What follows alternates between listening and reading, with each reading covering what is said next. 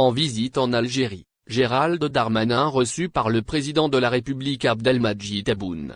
Le ministre français de l'Intérieur s'est rendu dimanche 5 novembre à Alger, où il a été reçu par le président algérien, pour évoquer notamment la lutte contre la criminalité organisée, l'émigration ou les conséquences de la crise au Proche-Orient.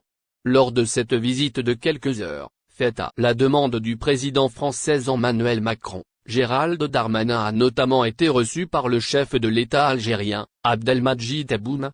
Brahim Merad, ministre de l'Intérieur, a précisé l'entourage du Français.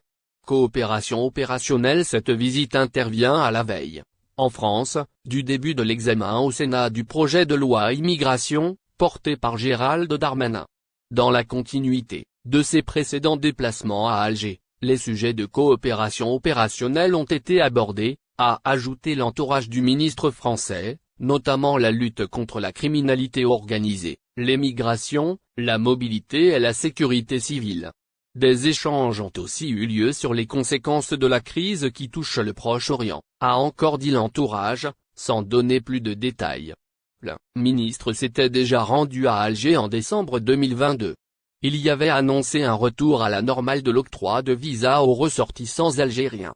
La France avait décidé à l'automne 2021 de restreindre la délivrance de visas en Algérie, au Maroc et en Tunisie afin d'inciter ces pays à durcir leur lutte contre l'immigration illégale. Gérald Darmanin en visite de 2 jours en Algérie. Le ministre de l'Intérieur français Gérald Darmanin sera en visite de travail à Alger dès ce soir 4 novembre 2023.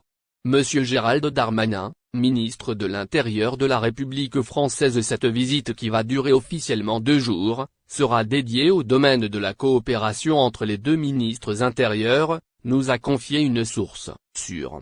Les entretiens seront autour des obligations de quitter le territoire français, car ce dossier est bloqué et les deux gouvernements n'avancent pas sur la question, ajoute notre source, qui précise que la situation s'est aggravée après l'annonce de la réduction des quotas des visas octroyés aux Algériens avec les Tunisiens et Marocains.